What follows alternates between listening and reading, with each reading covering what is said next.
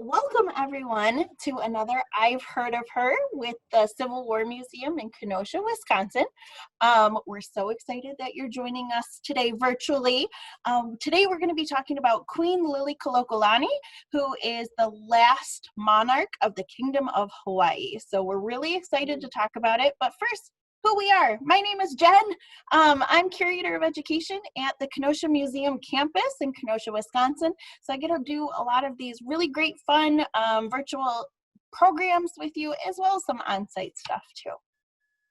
And I'm Samantha. I'm the registrar at the three museums, so I handle all the paperwork for and help with the care and maintenance of the collection. And I get to do this fun program with Jen talking about women and women's history, and it's super awesome.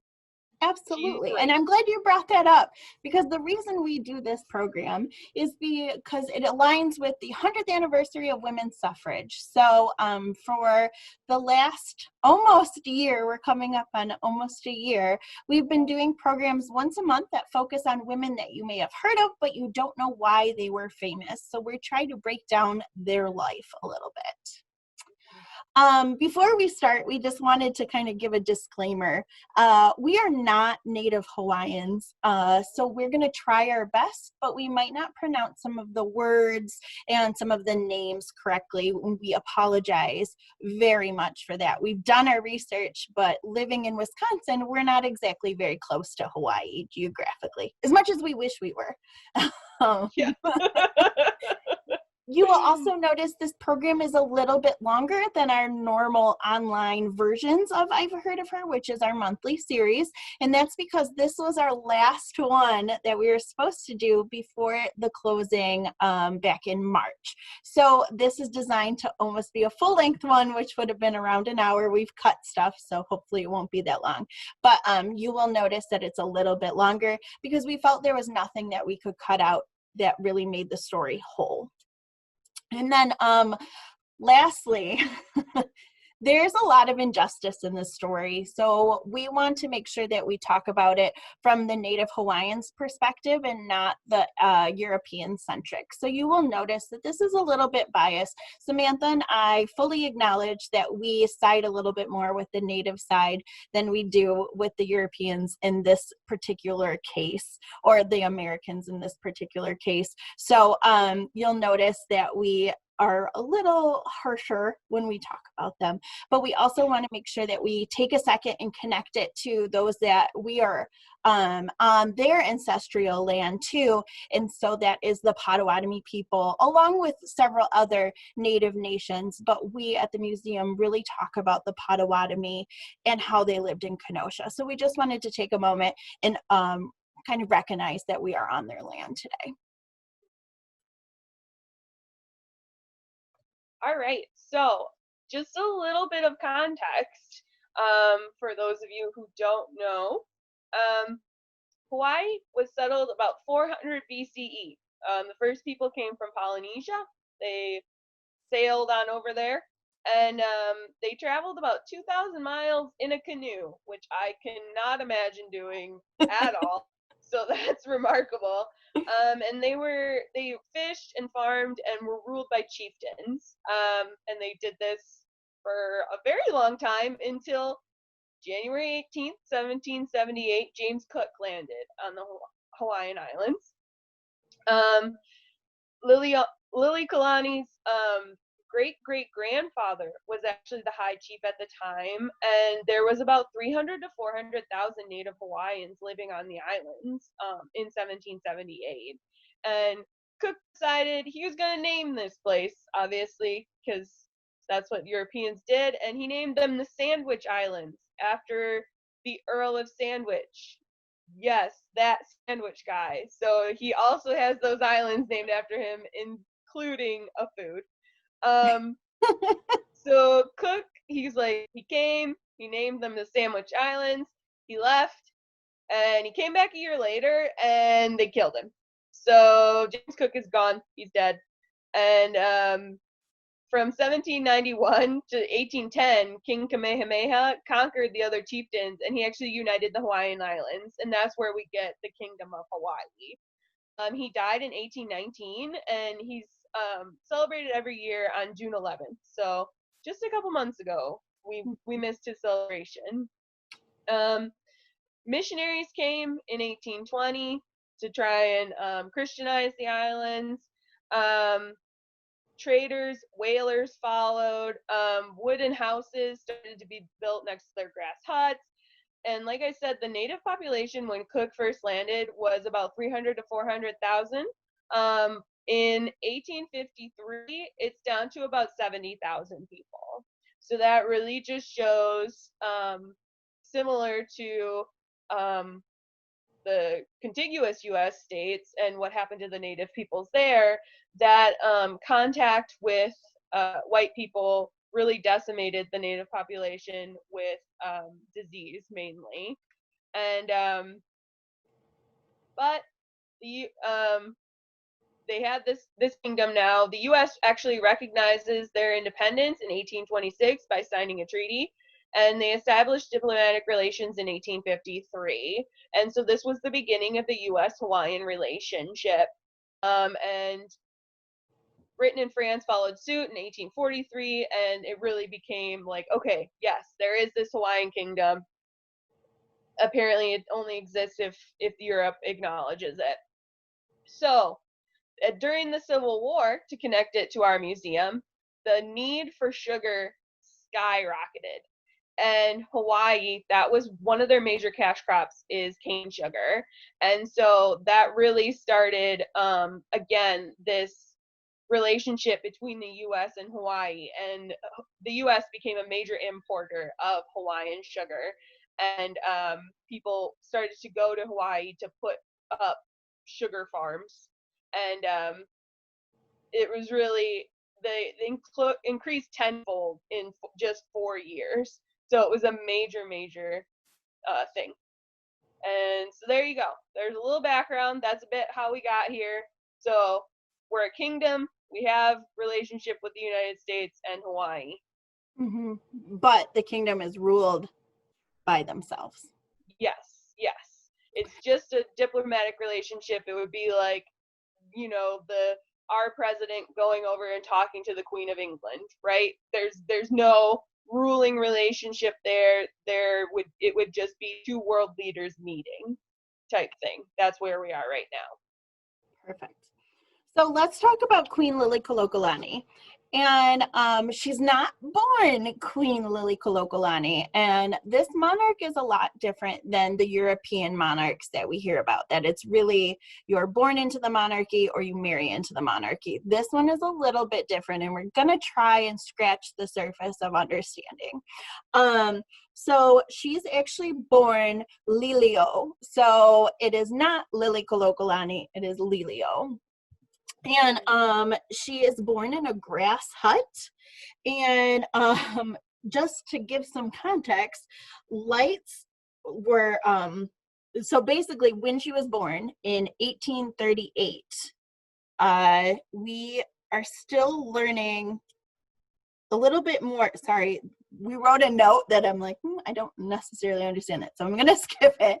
And let's look at her a little bit, like I said. So Lili'o is born on September 2nd, 1838. She is baptized under Christianity because white missionaries were already on the island by the time she is born, and she is given the name Lydia.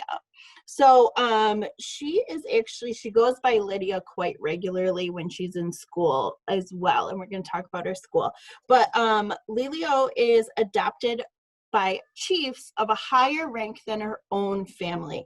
And this is pretty common in Native Hawaiian culture while they were still a kingdom. So her birth parents give up all power of her. They could visit her, but they are no longer her parents. And she is adopted by a higher rank in hopes that she would continue on her journey to be considered part of a leadership role or in the court. So she is born in a nice home, but she is given to a nicer home, if that makes sense. So more influence, more power. And she is adopted by Kona. who is the granddaughter of Kamehameha, and that is her foster mother. And then her foster father is Paki. I believe that's how you pronounce it. I'm hoping. And he's an advisor to Kamehameha II, or the third, and that's her foster dad. So as you can tell, this new family now has direct ties to the leadership and the chieftain of the Kingdom of Hawaii. So they do have one biological daughter named Bernice, who becomes her foster sister. So they're going to be foster sisters. They'll go to school together. They will become very close. But as we find out later, it also creates kind of a weird dynamic in the family, being from Lili'uokalani and Bernice. So she absolutely adores Paki, her foster father. He's a very large man that he devotes on her. So he decides he's going to spend all of his time caring for Lili'o, and she really just loves their relationship. She's baptized at age 2, like I said, with the name Lydia. So she is constantly trying to battle this, being a native Hawaiian and also embracing this European Christian life that is surrounding them now. And Hawaii's starting to change during this time. So they're going away from all of these native chieftains, and more of the missionaries are coming in, and their society is becoming a little bit more mixed in religion, in understanding, and also in people of who's on this island. So right now, her life as a child is in this shifting economy and state of Hawaii. So there's silly little rumors that she snuck out of the house as a toddler and was found swinging from vines. Is that true? Probably not. But at her 4th birthday, she's sent away to boarding school. So she's only 4, and she goes to a boarding school on a completely different island. This school is called the Chief's Children's School, and later is turned to the Royal School, and it's run by a missionary couple, and their whole point is to train these leaders' children and make them a little bit more Eurocentric versus native. And so during this time, she meets a lot of people. There is a lot of diseases from missionaries that happen. Several of her classmates of only a 16-person class die. And soon after, the missionary couple that runs it decides to close down. So it doesn't stay open her entire career, but she does go to school for there for a long time. Mm-hmm. Okay, so we're talking about royalty, so we have to include the kings, right? So we have the Kamehamehas. In 1841, Kamehameha III, who employs her foster father, he dies at 41, and that was after a 30-year reign. So he reigned for a really long time. It's actually the longest reign in Hawaiian history. So Lili'o finished school. Paki actually dies in 1855, and he didn't have a will. So Lili'o's foster mother and Bernice are actually named the heirs, and she becomes more of a guest in their home. She's not entitled to any of his estate, even though he treated her like his biological daughter. But she is in the court for the next king, Kamehameha IV. He was a former classmate of hers, and his wife is Queen Emma. She's half British, and she has a beautiful singing voice. She has a lifelong relationship with music, as we'll talk about later, and she entertains the court for singing. She was there for the birth of Queen Emma's firstborn in 1858, and she holds the highest rank in court of a non-married woman.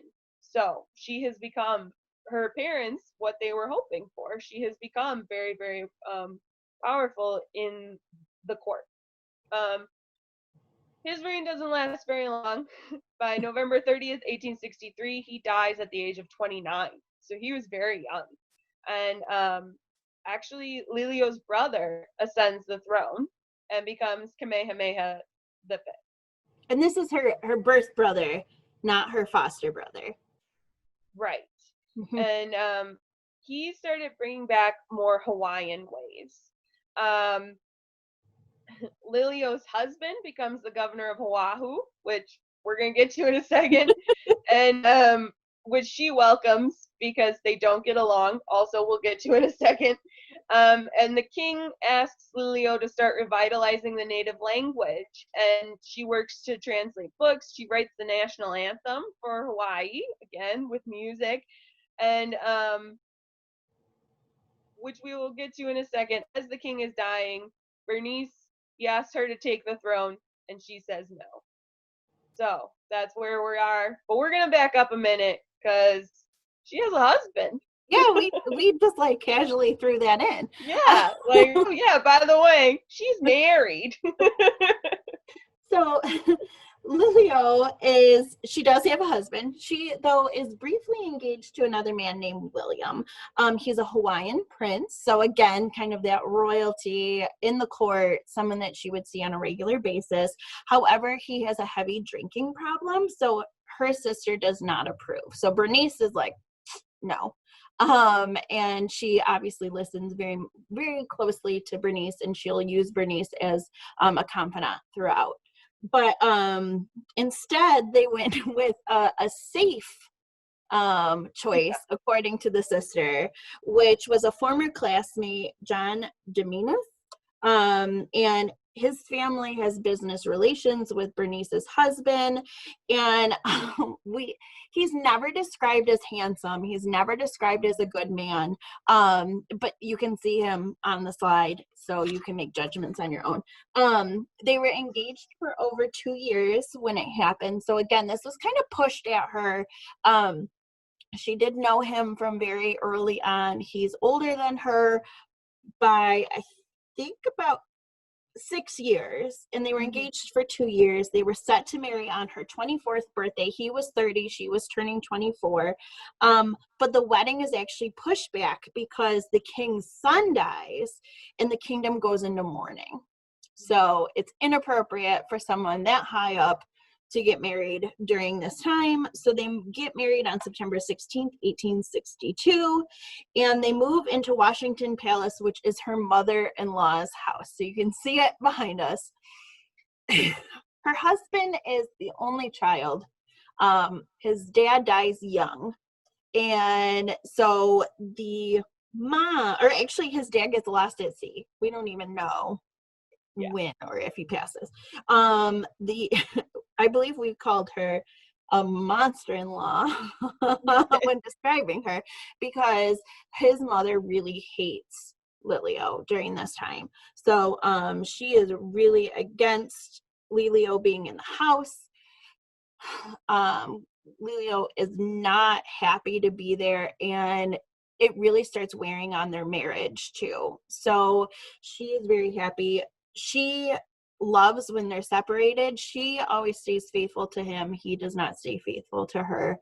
And she kind of enjoys when he gets a new position and it separates them, because the mom goes with him and she then has time on her own. Yeah. So that sets that stage. Yep, that's her marriage. And that's really why we don't talk about him, because he doesn't have a strong influence on her life.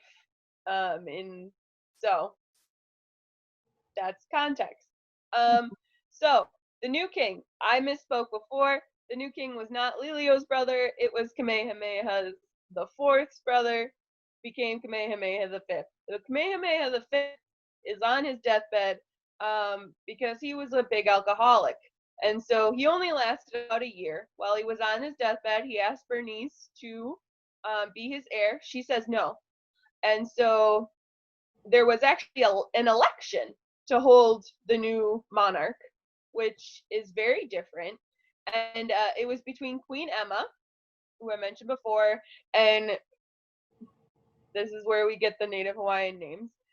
Kakawa? Kakawa? Kakawa. I'm going to go with Kakawa. It's Kaakaua. So you can say that how you think. And now is Lilio's brother. And her brother wins the election. Queen Emma is not pleased about this. But Lilio's brother is now king of Hawaii. And he takes a trip to the U.S. in 1874, which actually is a major trip and sets the stage for his reign and really the rest of the Hawaiian monarch's history. She wrote about it in her autobiography. She said, quote, "From the moment of landing, my brother made friends and was treated with the kindest consideration by the American people of all classes. There was a very strong feeling of friendship between the king and the General U.S. Grant. It amounted almost to recognized fraternity. The result of this visit is well known. It secured that for which the planters had gained the endorsement of the king. It resulted in the Reciprocity Treaty of January 30th, 1875.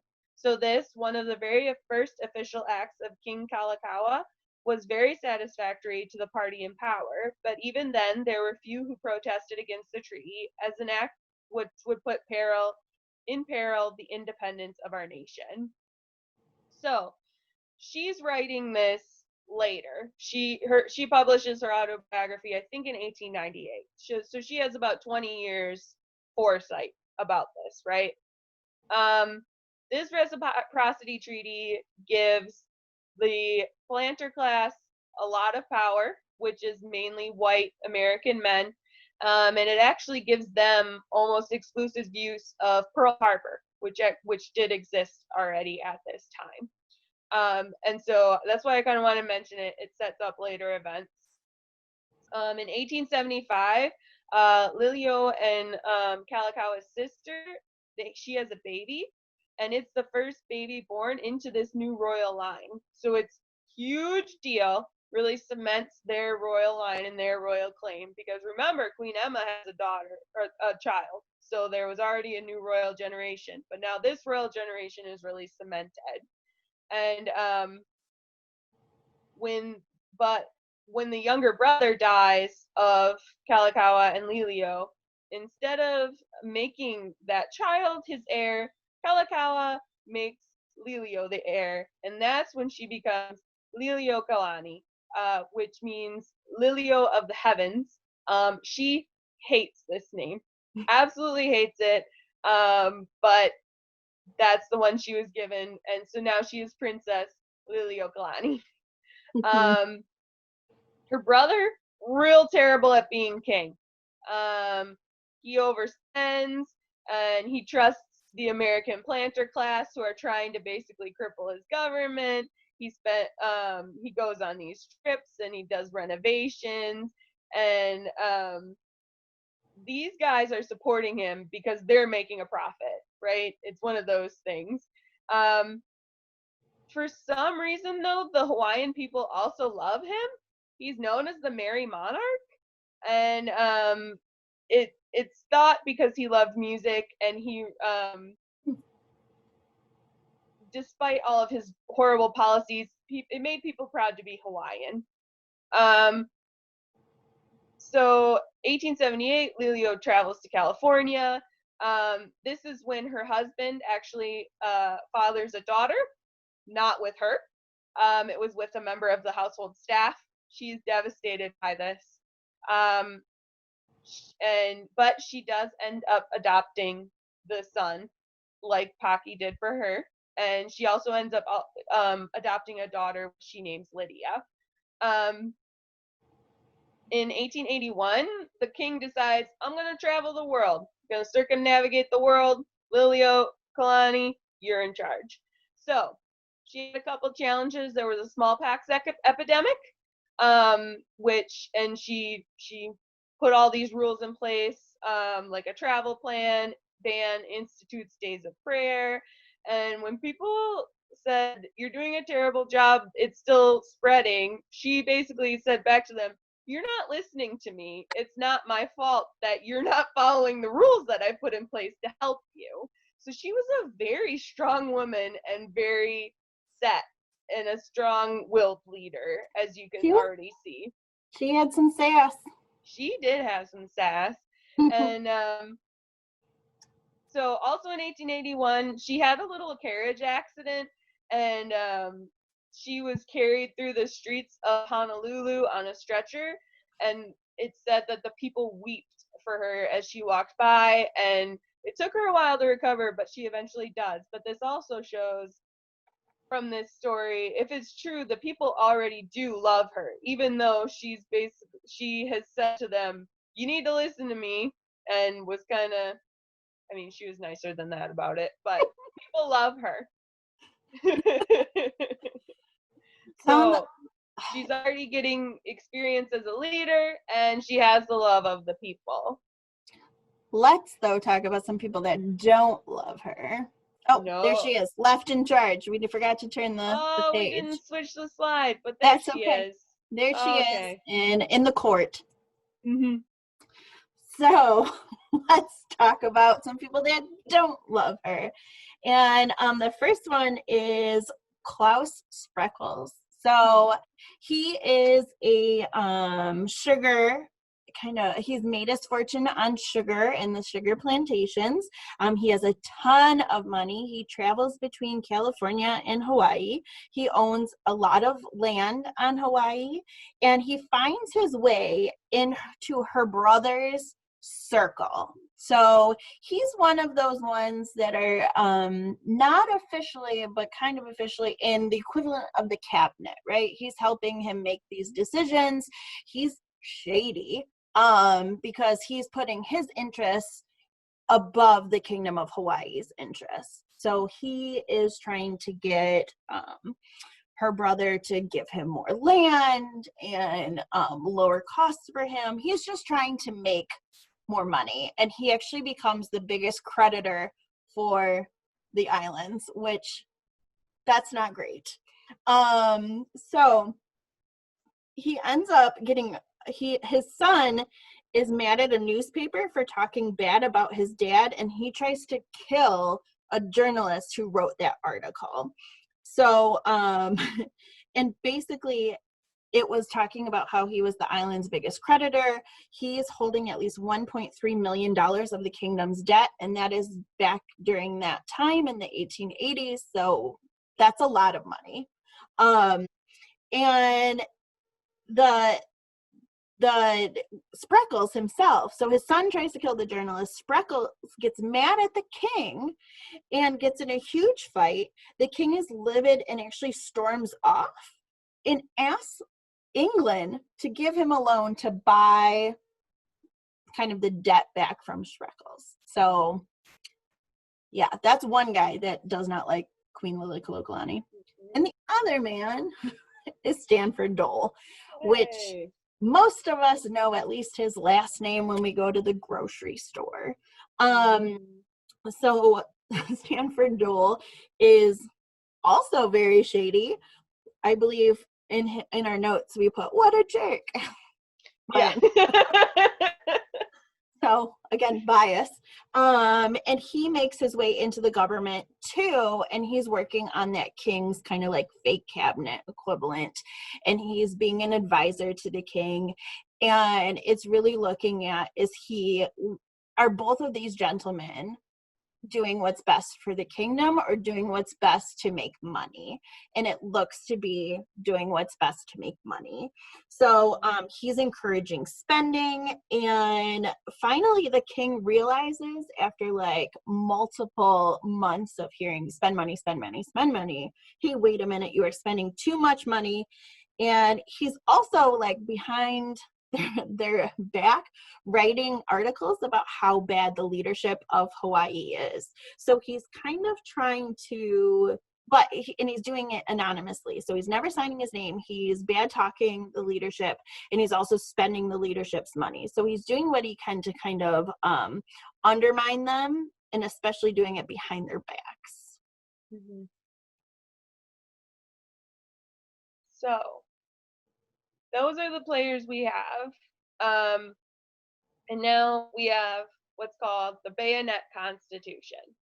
So at this point, Kalakaua has been ruling for about 6 years. Liliuokalani is actually in England. She traveled there with the Queen for Queen Victoria's Jubilee in 1887. So she's abroad right now, and they really use. I think they did this on purpose while she was abroad without her influence. They, the Spreckels, Dole, all these other guys you see in this circle picture, which they called themselves the Committee of Safety, forced the king at gunpoint to sign a new constitution. And that's why it's called the Bayonet Constitution, because it was literally signed at gunpoint. It basically stripped all power away from the Hawaiian monarch, and it really limited the voices of Native Hawaiians in government. And so now they basically have all the power in Hawaii, and the monarch is really only a figurehead at this point through this constitution. She wrote about this in her autobiography. She said, "Returning to our hotel, we received news which changed at once the current of our thoughts. This was of the revolutionary movement inaugurated by those of foreign blood or American birth in the Hawaiian Islands during our absence. It was indeed a case of marked ingratitude, for this rebellion against constituted authority had been brought about by the very persons for whose prosperity His Majesty Kalakaua had made such exertions, and by those to whom he had shown the greatest favors. On receipt of the intelligence, we decided that instead of continuing our proposed tour and visiting the continent of Europe, we would return at once to Honolulu." So she even says it, he bent over backwards to accommodate these men, and they still weren't satisfied with it, and stripped him of his power. So she, as we know, she's eventually queen. So her brother dies on a trip to the US in 1891, and Liliuokalani ascends the throne. One of her main goals in her new her as monarch is to reestablish the power and sovereignty of the monarchy that her brother was forced to give up under that Bayonet Constitution. First, she's successfully fought for the resignation of her brother's former staff, and when they refused to do it, she sued them and took it all the way to the Hawaiian Supreme Court, and she won. So she was able to pick her own cabinet at that point and get those men out of there that were trying to undermine her. And she restored her supporters that they to the positions that they had lost under the Bayonet Constitution. Just obviously the businessmen do not like this. They get very, very nervous about this situation. Her husband, he dies 7 months into her reign. So she's now a widow. And in January 1893, so she's been ruling for 2 years, she drafts a new constitution. And in this constitution, it basically reverses the Bayonet Constitution, and it gives the Hawaiian monarch the power that they lost. And so businessmen don't like it, there you go, overthrow the monarchy. So she drafts this new constitution, the businessmen freak out, and so they just go ahead and overthrow her. They have a coup. The Hawaiian League decides that she is not fit to lead, and they were really mad because they got stripped of all the power they had. That's why it says, "Who knew getting stripped of things sucks?" Because they did it, and so apparently doing it back to them, they didn't like it. So she didn't want anyone to get hurt. She didn't want any bloodshed, and so she peacefully stepped down. but she appealed to President Cleveland to reinstate her because these men were American. And she thought, if I can get the president on my side, if I can get him to order me being reinstated, they're going to have to listen. And Cleveland ordered that. He said, you can't do that. She's a rightful monarch. She needs to be restored to her throne. The thing was, they just didn't listen. Dole just was like, okay, that's cool that you said that. We're just going to keep doing what we're doing, though, anyway.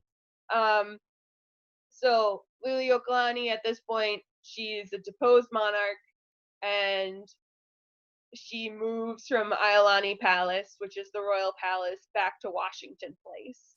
And I mean, the Hawaiian people were not happy about this, right? Their rightful monarch was deposed.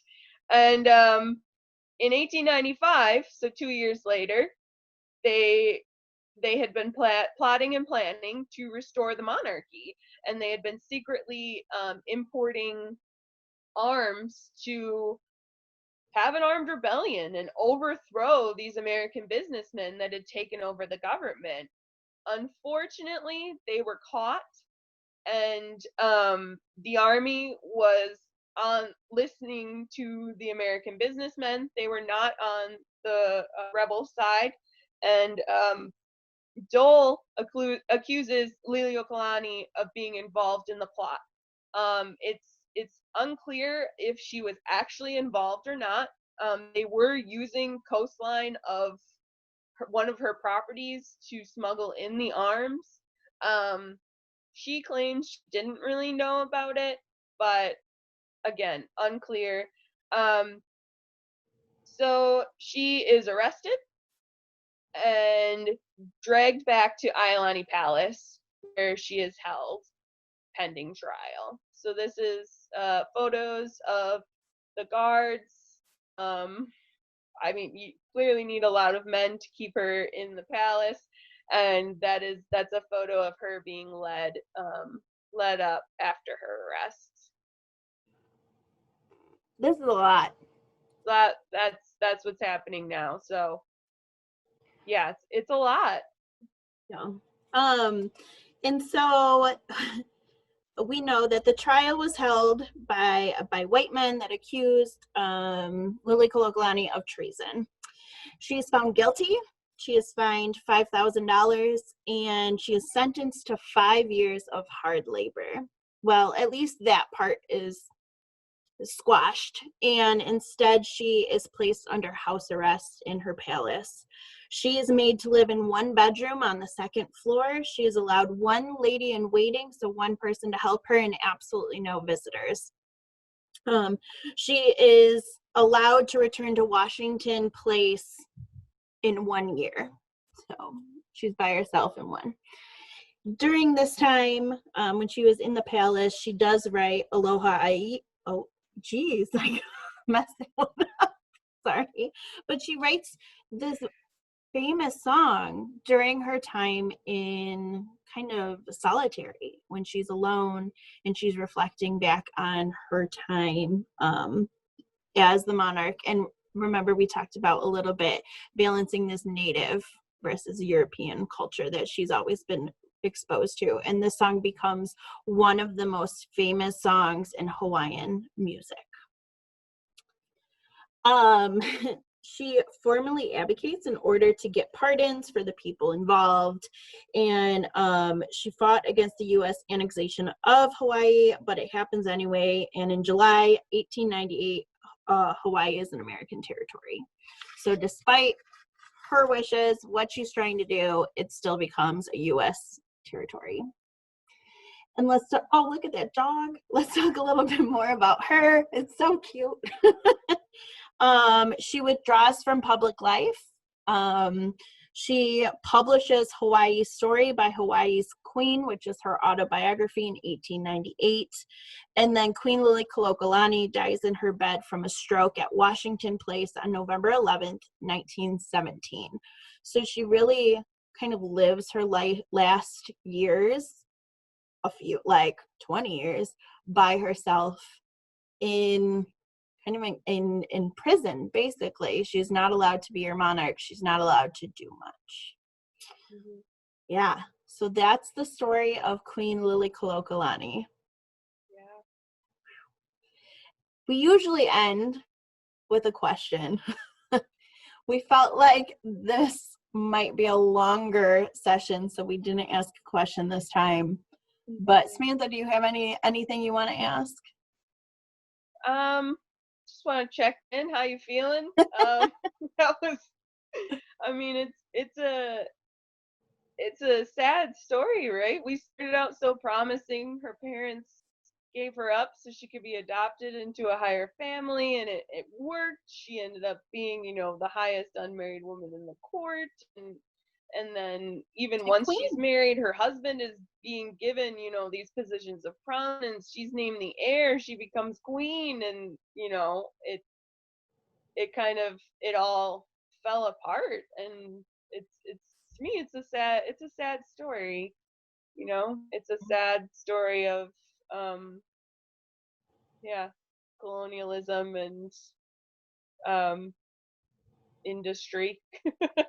you know Yeah, there's a lot of really interesting history that we didn't even get to touch on when it comes to Hawaii. We really tried to focus our history based on Queen Liliuokalani. So we encourage people to read more, do more research. There's a really great book by Sarah Vowell called Unfamiliar Fishes, which explores kind of the monarchy in Hawaii.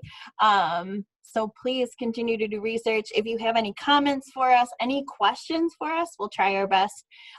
Make sure to comment on the Facebook video. Yeah. So we're so happy that you could join us.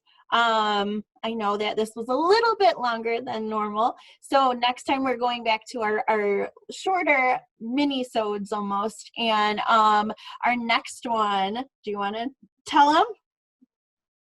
Is Josephine Baker. Yeah, so we'll do I'm so excited. Jazz singer and allied spy. It's going to be awesome. So we will be talking about Josephine Baker in September, and we look forward to talking with you then. Thank you so much for listening, and we hope you have a great day.